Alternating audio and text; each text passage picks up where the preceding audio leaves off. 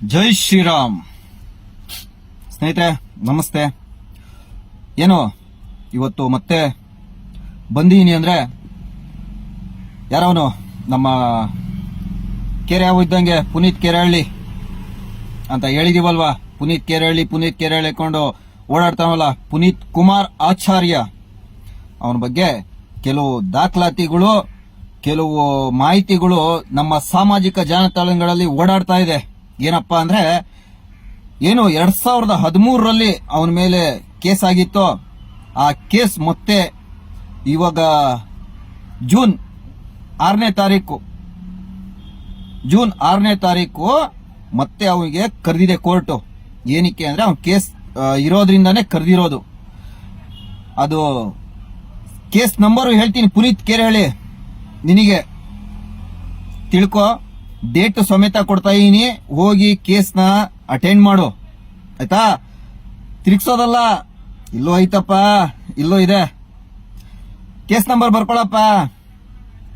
Charge sheet number 2027 ಅದೆಷ್ಟ blade ಹಾಕಿದ್ದು ಕರೆಕ್ಟಾಗಿ ಸಿಕ್ಕಿದೆ. ನಂಬರ್ ಮಾತ್ರ ನಿನಗೆ 2027 ಸೂಪರ್ ಆಗಿ ಸಿಕ್ಕಿದೆ ಮಾತ್ರ ಕೇಸ್ ನಂಬರ್ ಆಯ್ತಾ.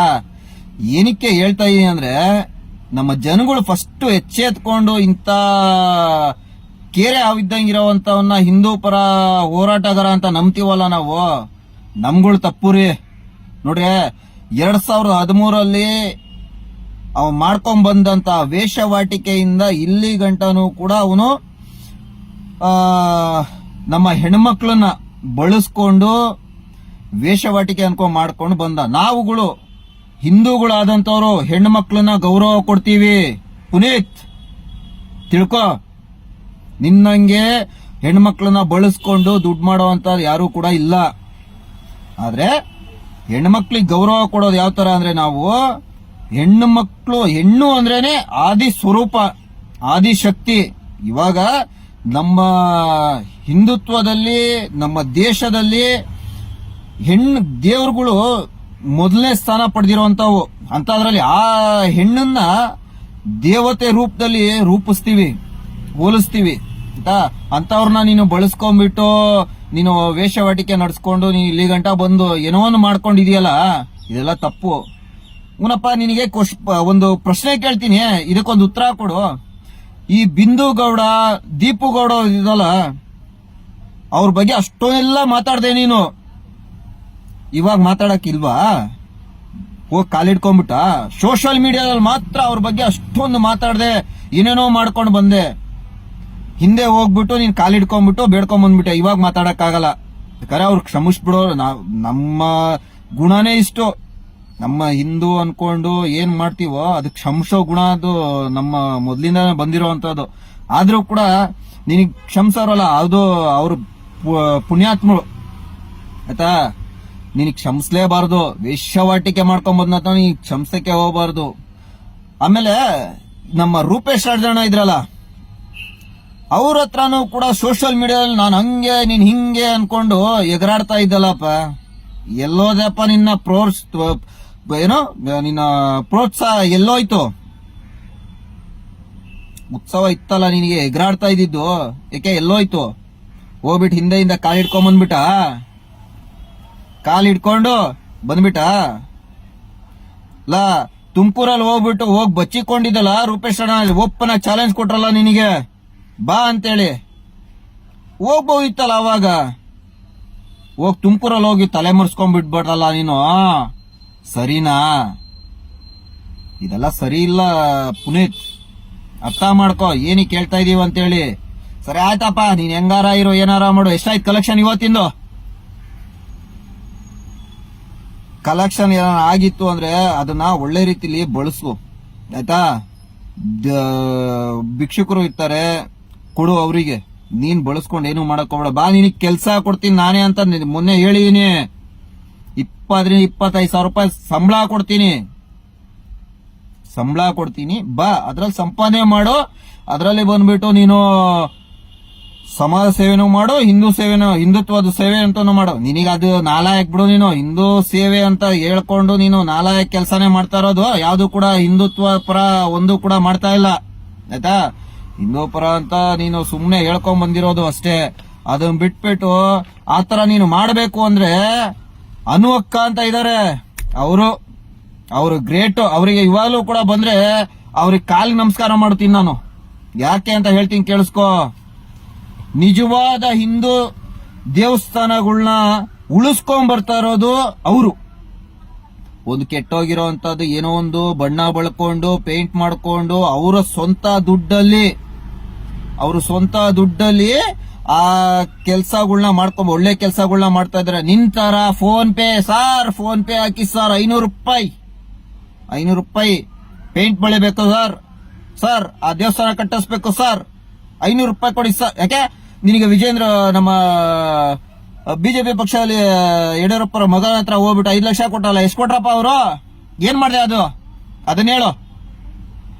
ದಾಖಲಾತಿ ಇದೆ, ನೀನ್ ಕೇಳಿರೋದು ಎಷ್ಟು, ಅವ್ರ ಹತ್ರ 5 ಲಕ್ಷ ಕೇಳಿರೋದು ಎಲ್ಲಾ ಸಮೇತನೂ ಕೂಡ ದಾಖಲಾತಿ ಇದೆ. ಪುನೀತ್ ಇಲ್ದಲೆ ಮಾತಾಡಕ್ ಹೋಗ್ತಾ ಇಲ್ಲ, ಆಯ್ತು. ಇದೆಲ್ಲ ಇರ್ಲಿ ಸೈಡಿಗೆ. ಅವರು ಗ್ರೇಟು, ನಮ್ಮ ಅನು ಅಕ್ಕ. ಅವ್ರು ಬಂದ್ರು ಅಂದ್ರೆ ಕಾಲ್ ಮುಗಿಬೇಕು ಅನ್ಸ್ತದೆ. ಯಾಕಂದ್ರೆ ಒಂದು ಸ್ಕೂಲ್ ಆಗ್ಲಿ ಒಂದು ದೇವಸ್ಥಾನ ಆಗ್ಲಿ ಉಳಿಸ್ಕೊಂಡ್ ಬರ್ತಾರೋರು ಅವರು, ಅರ್ಥ ಆಯ್ತಾ?